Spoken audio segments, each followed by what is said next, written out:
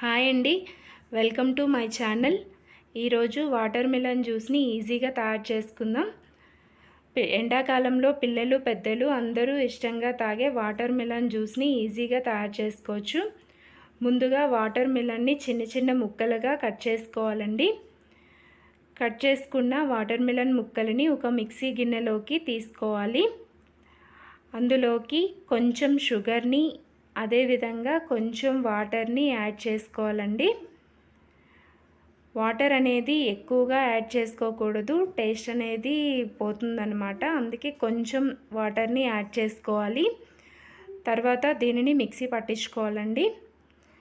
Mixie పట్టించుకున్న తర్వాత ఒకసారి దానిని కలుపుకొని గ్లాస్పై వడపోత పెట్టుకొని వడపోసుకోవాలండి.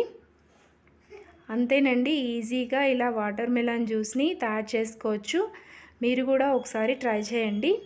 Thank you for watching. Please subscribe my channel.